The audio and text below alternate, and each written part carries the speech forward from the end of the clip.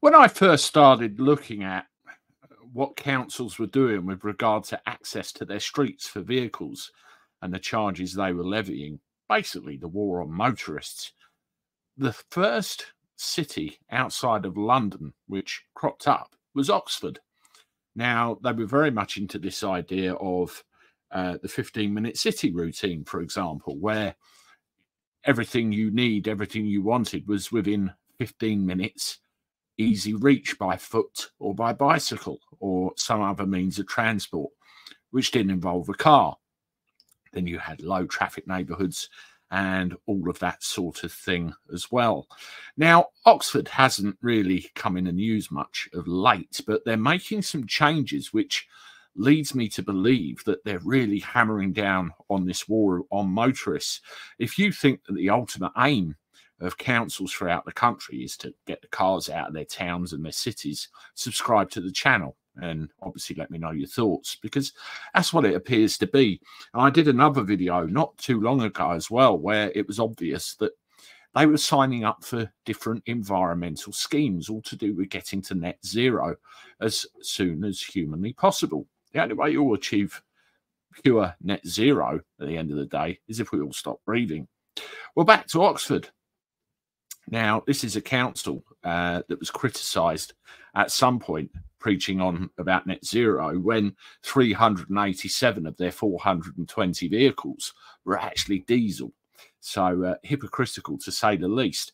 Their current zone, as it stands at the moment, was only literally covering a few streets, but they're planning a massive expansion. And this is the map at the moment. Streets within zero emission pilot. You can see the key at the top there, and you can see the red between George Street and the city centre. That's what we're looking at the moment. That is their zero emission zone, or ZEZ for short.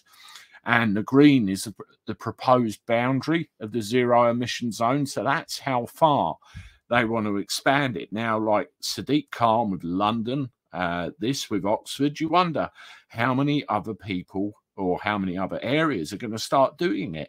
And Birmingham and Bristol, other cities that are in the list that have been, hooked up with all this as well. It's utter craziness. And one of the worries is that it will be absolutely crippling for businesses everywhere. In Oxford, there'll be no transport, or at least you've got to pay for it. It's crazy.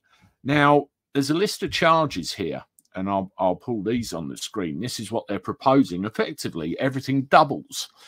Daily charges by vehicle band and emissions. You've got what they are currently. So for an ultra-low emission vehicle, it's £2 currently, and that'll double to £4 by 2025.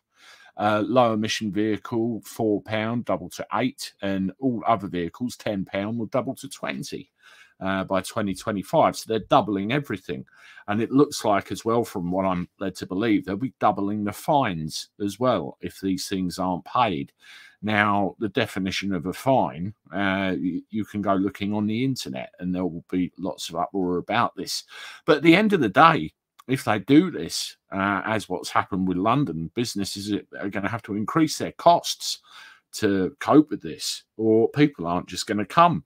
And eventually, Oxford will look a little bit like this. Nothing. Nobody anywhere. Empty. Is that what they really want?